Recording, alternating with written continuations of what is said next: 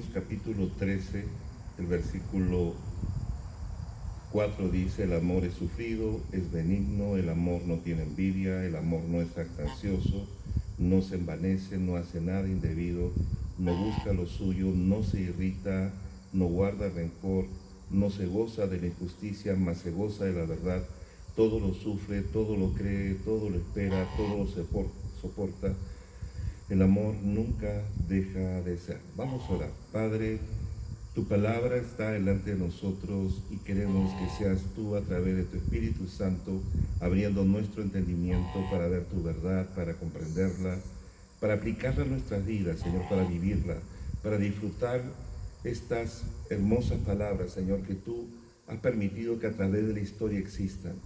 Esta verdad, Señor, que cambia nuestro corazón, cambia nuestra manera de pensar, cambia nuestra manera de sentir, que define nuestras decisiones, que nos permite ver las cosas como tú las ves. Padre, que no seamos oidores olvidadizos, sino hacedores de tu palabra, que ésta ejerce el fruto para la cual fue enviada para nuestras vidas. Te damos la gloria, todo honor y toda bendición a tu nombre, en el nombre de Jesucristo. Amén, Señor. 1 Corintios 13 hay una palabra que es una de las características del amor, y es: el amor no se irrita. En estos días que estamos viviendo esta situación difícil, siempre tienden los momentos difíciles a sacar lo peor de nosotros, no muchas veces lo mejor de nosotros. En un momento de enfermedad, en un momento de problemas, de deudas, en momentos de persecución, en momentos de crisis, no siempre sale lo mejor de nosotros, muchas veces sale lo negativo de nosotros. No siempre aflora el amor, la verdad, la paciencia, muchas veces afloran otro tipo de características. El apóstol Pablo, quien escribe esto y que habla acerca del amor, él mismo experimentó en 2 ocasiones el no haber vivido esta realidad que él ahora explica en 1 Corintios. En Corintios dice: el amor no se irrita, y esa palabra en griego es paróxumo. Es una palabra que significa algo que tú cortas a punzadas, que empiezas a hincar, a herir.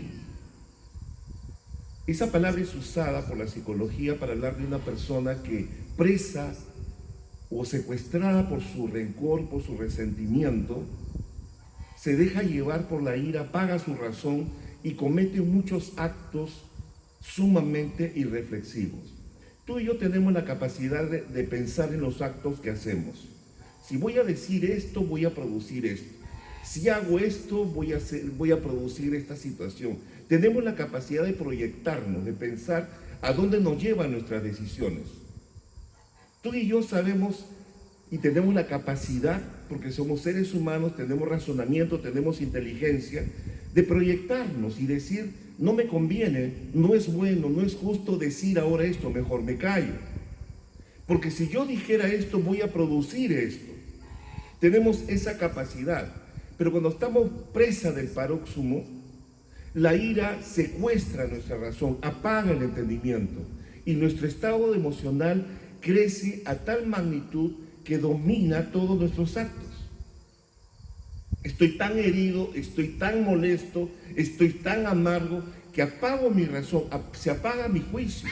Esta persona que está delante de mí probablemente ha sido mi amiga, me ha hecho bien, me ha amado, me ha cuidado, ha dado lo mejor de sí, pero en este momento ha levantado mi ira y apago mi razón y olvido todo el bien que hemos vivido, y contra esa persona proyecto todo mi rencor, olvidando que sí pasamos buenos momentos, olvidando que hubo momentos de gozo, de alegría, de paz.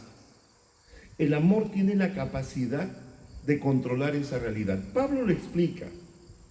Pablo nos explica y nos dice algo tan hermoso como eso. Sin embargo, hay 2 ocasiones en las cuales él mismo cometió ese error.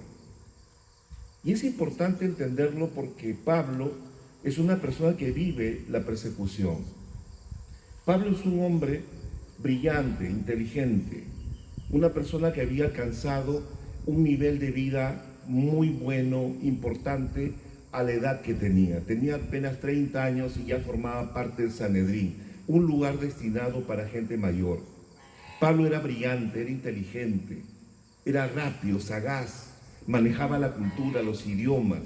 Él se proyectaba para él un futuro mucho más grande. Había estudiado frente al maestro más importante de la época, Gamaliel. Ya eso era un prestigio para él. Estudié a los pies de él.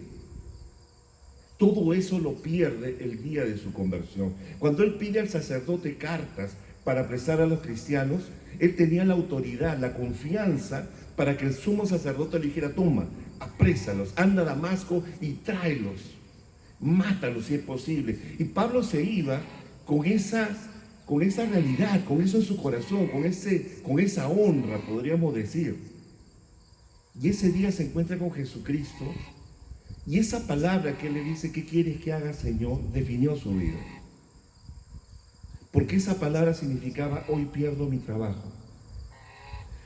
Hoy pierdo el esfuerzo de mis padres para matricularme en esa escuela, para que estudiara años. Hoy pierdo todas las oportunidades que alcancé porque fui sagaz, porque fui oportunista, porque supe aprovechar los momentos y automáticamente estuve allí. Hoy pierdo todo eso. Y Pablo durante 17 años o 19 años prácticamente se dedicó a hacer cartas. Estuvo en su nación, estuvo en Antioquía trabajando, haciendo las labores cotidianas, ya no con el prestigio del gran apóstol Pablo. Ya no era el hombre eminente, esa persona que se paraba y todo el mundo escuchaba con respeto, que tenía autoridad. No. Durante muchos años su vida estuvo en el silencio. Y estando en esa condición, Dios lo llama a empezar este hermoso momento de los viajes que él empieza a hacer. Y ya en el primer viaje, que duró 2 años, prácticamente es un desastre. Porque él evangeliza Galacia. Y él, regresando del viaje, se entera que toda Galacia había abandonado lo que él había predicado. Y él escribe su primera carta a los Gálatas. Y es la primera carta de Pablo, y cuando uno la lee, es una carta agresiva. Usa palabras muy fuertes. En nuestro país nosotros tenemos la costumbre de decir malas palabras a ciertas palabras que son muy fuertes, muy agresivas, que un cristiano no usaría. Y esa carta las usa. Pablo estaba molesto. Usa una palabra que en aquellos días era una palabrota. Tan necios sois. Morón. En griego. ¿Por qué son así? Los agrede. En todas sus cartas ustedes van a ver que cuando Pablo comienza, siempre dice: oro y doy gracias al Señor por ustedes, que Dios, la gracia de Dios, que la paz. Es la única carta en la cual no presenta su oración. Él automáticamente escribe y entra a golpearnos. Y en esos días, cuando escribe esa carta, surge el problema y surge la crisis en ese momento que lleva a la iglesia a reunirse como concilio, todos los líderes, por el problema de los gentiles. Pablo da un discurso, habla, explica, y no es tomado bien. Lo escucharon. A quien escuchan es a Santiago. Él propone la solución. Santiago dice: hagamos esto. Nos ha parecido bien a nosotros y al Señor hacer esto. Ahí estaba Pedro, estaban todos. Y lo delegan a Pablo a hacer los viajes. Él puede decir tranquilamente: ¿y Pedro? ¿Por qué no lo mandan a Pedro? Pablo estaba de alguna manera perseguido, ya no tenía los galones que tenía antes, ya no era la persona de alguna manera con el porte, con la autoridad que tenía antes. Estaba de pronto, hoy lo conocemos, pero en ese momento era una persona que de pronto parecía. Y ahora empezaba un segundo viaje y Bernabé le dice a Pablo: llevemos a Tito. Y cuando dice eso, esa gotita rebasó todo el vaso que tenía Pablo. ¿Cómo se te ocurre llevar a Tito en el primer viaje? Él fue un cobarde. Cuando comenzamos y vio el conflicto, se fue. ¿Qué te ha parecido a ti? ¿Qué crees para decirme llevar todo porque es tu sobrino? Y dice la palabra en Hechos capítulo 15, Después de algunos días, Pablo, versículo 36, después de algunos días Pablo dijo a Bernabé: volvamos a visitar a los hermanos en todas las ciudades en que hemos anunciado la palabra del Señor para ver cómo están. Y Bernabé quería que llevasen consigo a Juan, el que tenía por sobrenombre Marcos. Pero a Pablo no le parecía bien llevar consigo al que se había apartado de ellos desde Panfilia y no había ido con ellos a la obra. Y hubo tal desacuerdo entre ellos que se separaron el uno del otro. Bernabé, tomando a Marcos, navegó a Chipre, y Pablo, escogiendo a Silas, salió a encomendado por los hermanos a la gracia del Señor. Esa palabra, tal desacuerdo, en griego es paróxumo. Se hirieron, se ofendieron, se dijeron cosas muy duras. Pablo escribe acerca del amor. Y cuando él dice el amor no se irrita, y usó esa palabra, él sabía muy bien qué significaba y las consecuencias que trae cuando uno se deja llevar por una situación así. Pablo y Bernabé eran grandes amigos. Bernabé le da una oportunidad a Pablo que nadie se le había dado. Nadie creía en Pablo, todos desconfiaban en él, pero Bernabé le da una oportunidad que nadie le había dado. Bernabé pone su honor y su lealtad por Pablo. Yo creo en él. Puso sus manos en fuego por Pablo. Muchas veces nosotros decimos: yo no pondré mis manos al fuego por nadie. Bernabé lo hizo por Pablo.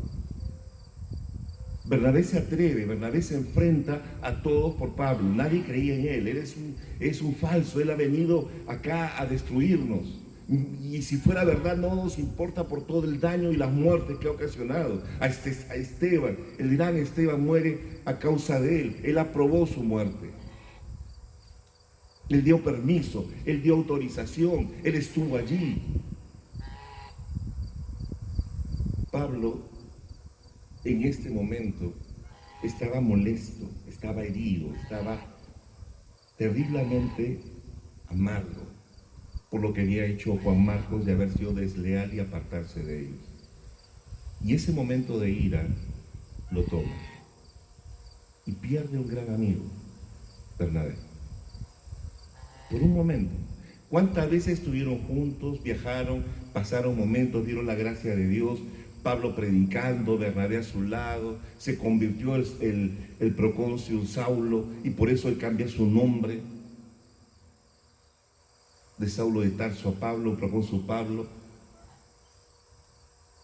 Es increíble cómo en ese momento él decide, porque no está de acuerdo con Bernabé, porque está molesto. ¿Cómo traes esa persona? Es tu familiar, por eso lo haces. Poco antes de su muerte, cuando Pablo está ya encarcelado, habían pasado ya muchos años de esto. Esto se da aproximadamente en los años 50, 18 años después, año 68, que Pablo es ejecutado. Pablo escribe una carta y le dice a Timoteo: dile a Marcos que venga, porque me es muy útil para el ministerio. Qué difícil es a veces llegar a un momento en el cual pasan los años, perdimos una persona por nuestro carácter, por nuestra forma de ser, que es inevitable, lo somos. Hoy estamos atravesando momentos duros. Y no podemos negar que esos momentos no solamente dañan la salud, dañan nuestro corazón, dañan nuestro carácter. Nos ponemos tensos. Hablaba con Daniel el otro día de los nervios que se produce esta situación. Nos desbarata totalmente. Nos pone mal. Y no siempre sacamos lo mejor. Pablo, en un momento de persecución, en un momento en el cual se siente fastidiado, molesto, se aleja de un gran amigo, de un gran hermano, y se separa. 18 años después, cuando está a punto de morir, él puede decir: él me es muy útil. Es doloroso reconocer que estuve equivocado antes de morir y haber perdido todo ese tiempo que pudo haber sido un buen momento. Pudimos haberla pasado bien, pudo haber sido algo mejor, pudimos haber disfrutado. Cuando el Pablo escribe 1 Corintios, dice, el amor no, paróxumo, no se irrita. Él sabía que estaba hablando. Yo he perdido por eso. Yo fracasé por esto. Nosotros somos de carne y hueso. Todos tenemos áreas lamentablemente débiles que muchas veces no van a cambiar, que tenemos que aprender a controlar. Yo padezco asma. El asma nunca se va a ir de mí, va a estar conmigo. Pero aprendí a controlarlo. Aprendí a evitar situaciones que producen el asma. A veces tenemos un carácter caliente, fuerte, agresivo. Desbaratamos con nuestras palabras. Una palabra nuestra ya hiere. Podemos evitarlo. Va con nosotros, es parte de nuestra forma de ser, de nuestra personalidad. Pero podemos evitarlo. Pablo pierde mucho en la vida al perder un gran amigo de ese porte, una persona que le dio la mano cuando todo el mundo le daba la espalda. Bernabé tenía esa característica, llamado el hijo de consolación. Le dio la mano a Pablo, ahora se la daba a esta persona, Juan Marcos. Pero para Pablo, en ese momento era un acto de traición de parte de Bernabé. ¿Qué le habrá dicho Bernabé? Ya te olvidaste de ti. Se hirieron mutuamente, fue tal desacuerdo, los dos se dijeron cosas muy duras y los dos parten a servir al Señor a lugares diferentes. Dios es tan misericordioso y ahí uno ve la gracia de Dios. Porque a pesar de la separación, a pesar de que Bernabé se va con Marcos y Pablo empieza su segundo y tercer viaje, nosotros sabemos del éxito que tuvo Pablo, a pesar de esa amargura, a pesar de ese error. Es la gracia de Dios. Es Dios muchas veces siendo misericordioso con nosotros, que cometemos errores. Y a pesar de nuestros errores, Él hace cosas lindas cuando no debería suceder así. Tú hoy vives, al igual que yo, en la gracia de Dios. Y Dios te va a bendecir, te va a guardar, muy a pesar de tus propios errores y de los míos. Porque eso es la gracia. No vivimos en un mundo de miedo. Porque a pesar de que hayamos fracasado, pecado y cometido una serie de errores, su amor no se aparta de nosotros. Su gracia está a nuestro lado.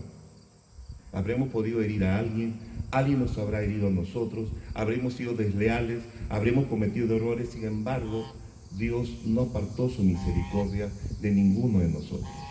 Hemos seguido adelante a pesar de esta situación. Ni Él tuvo la razón, ni yo tuve la razón, ni ellos. Simplemente fue la gracia y la misericordia de Dios que mantuvo estos momentos como mantuvo a Pablo.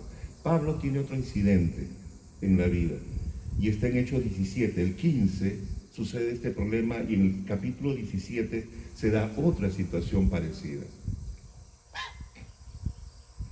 Pablo estaba en los lugares, digamos, más difíciles, en la zona griega, estaba en Atenas, que es como estar en el centro universitario de aquel entonces, ¿no?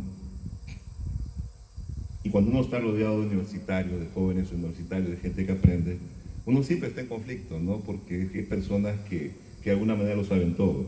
Entonces es difícil muchas veces dialogar, muchas veces difícil de interactuar. Es parte de nosotros, es normal. Pablo está en Atenas, la gente acostumbrada a la filosofía, a reunirse y, como dice la Escritura, a hablar cualquier cosa. Era un entretenimiento hablar, cualquier tema. Y demostrar que yo sé dominar el tema, que yo soy inteligente. Y Pablo está en Atenas y dice, mientras Pablo, 17:16 de Hechos, mientras Pablo los esperaba en Atenas, su espíritu se enardecía viendo la ciudad entregada a la idolatría. Nuevamente esa misma palabra, paróxumo. La amargura que él sentía dentro. Una cosa es no estar de acuerdo y otra cosa es que eso me lleve a una actitud de ira y de rencor. Y acá Pablo comete un gran error. Podemos vivir en desacuerdo. Yo estoy en desacuerdo, no me parece bien, bueno, es su creencia, no está bien, no la practico, me parece mal y puede tener consecuencias tal vez según la opinión de cada uno. Pero llenar el corazón de ira fue lo que a Pablo lleva al peor fracaso de toda su historia evangelística. Todos los comentaristas concuerdan en que este es el fracaso más grande de Pablo. Pablo llega a un lugar y empieza a ver la ciudad llena de idolatría. Algunos comentaristas dicen que había tantos ídolos en la ciudad que era increíble la cantidad, era más muchas veces que la gente que se reunía en la plaza, la cantidad de ídolos, de cosas que había. Pablo obviamente se molestaba y decía, ¿cómo gente tan inteligente, entre comillas, personas que manejan la filosofía, personas que son brillantes en el pensar, en el saber, son tan supersticiosos? Y él estaba molesto, él estaba amargo, como puede suceder con nosotros. Hay cosas que pueden despertar en nosotros un desacuerdo, pero el desacuerdo no puede convertirse en ira. Son dos cosas distintas. Podemos estar en desacuerdo, pero no debemos convertir el desacuerdo en ira, porque eso es lo que te trae el problema, y me trae el problema. Nuevamente, estamos con alguien que enseñó que el amor no se irrita. Ya cometió un error perdiendo un amigo, ahora estamos frente a una situación en la cual llega a un lugar y ve algo y eso lo irrita, lo llena de amargura. Y él empieza una conversación con estas personas. Empieza un diálogo, según lo que se menciona aquí, y trata de evangelizarlos y lo llevan al Areópago, a la colina de Marte, como se llamaba en aquel día esa palabra, que era el lugar donde los eruditos, los más grandes filósofos habían hablado. Y el problema es que la ira está acompañada de nuestro orgullo.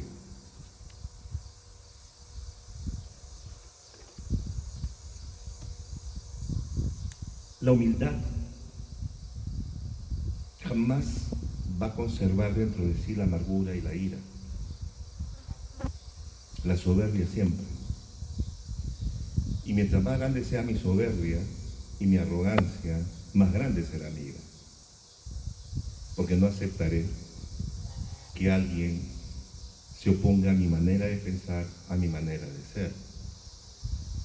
Y Pablo tiene un gran problema, que él reconoce en 2 Corintios capítulo 12, su soberbia. El Señor me envió un emisario que me abofeteara para que no me engrandezca sobremanera. Yo le dije, Señor, quítame esto. No, bástate mi gracia.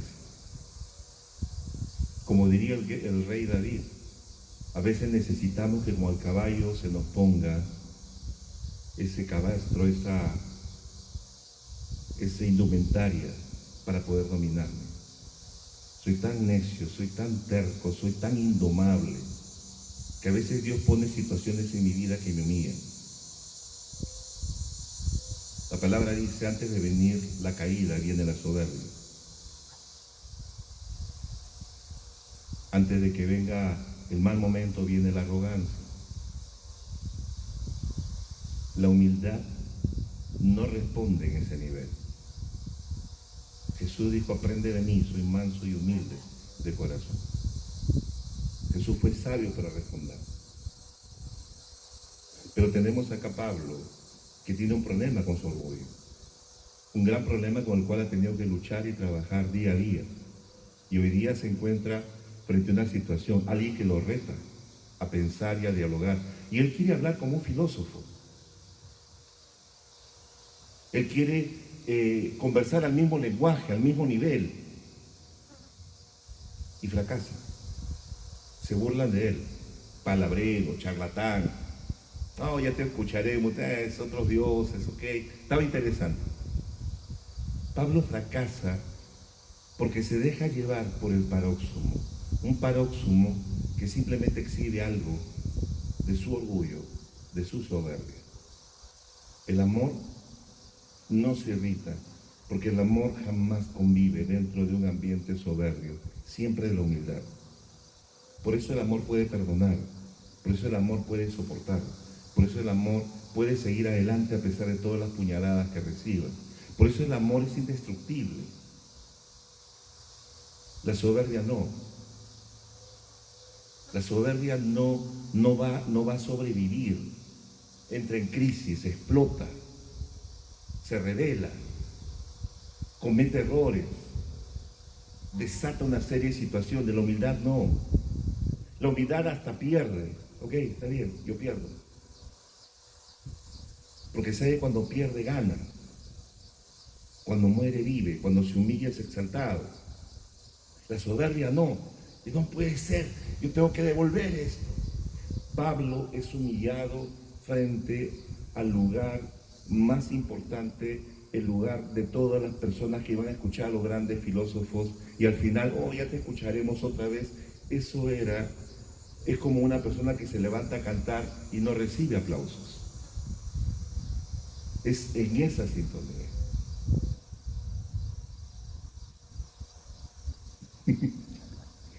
Ya terminamos ahorita. Pero es así. Yo creo que si hay algo lindo en esta historia, es lo que Pablo dice. Pero Pablo aprende la lección. Y cuando él llega a Corintios, porque él sale de aquí, dice, la expresión griega es que sale prácticamente corriendo, porque sale humillado, la gente se empieza a burlar de él, se empieza a reír de él.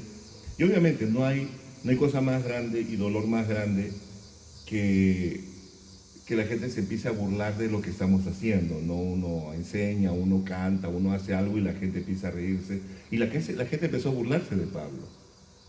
Y Pablo sale molesto, sale herido. Y llega a Corintio.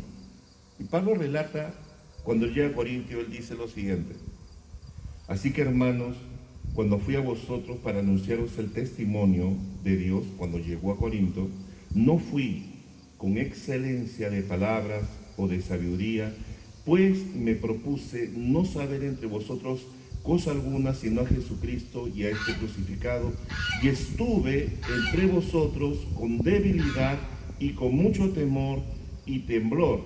Y ni mi palabra ni mi predicación fue con palabras persuasivas de humana sabiduría, sino con demostración del Espíritu y de poder. Es interesante lo que Pablo dice. Tarde o temprano aprendemos siempre la lección. Aprendemos que nuestro orgullo nunca nos lleva a la solución. Nuestra arrogancia nunca va a encontrar la salida. Nunca resuelve. Y Pablo lo dice: cuando fui ya tenía debilidad y temor, porque acababa de fracasar, acababa de dejarme guiar por esta amargura, exploté, me cegué. No quiero fracasar con ustedes. Tengo una responsabilidad. Quiero que reciban el Evangelio, que se salven, que toda la gente que Dios ha dispuesto reciba esta palabra. Y llega con una actitud diferente. Podemos haber fracasado muchas veces. Y quizás gracias a esos fracasos nos conocemos mejor a nosotros. Los fracasos no deben llevarnos a conocer quiénes son las personas, sino quiénes somos nosotros. Y descubrir cuáles son nuestras debilidades. Aprender de nosotros en los fracasos, no del resto. El fracaso me ayuda a mí porque aprendo de mí, no de la otra persona. Aprendo más de mí. Soy más engreído, soy más rencoroso, soy más resentido,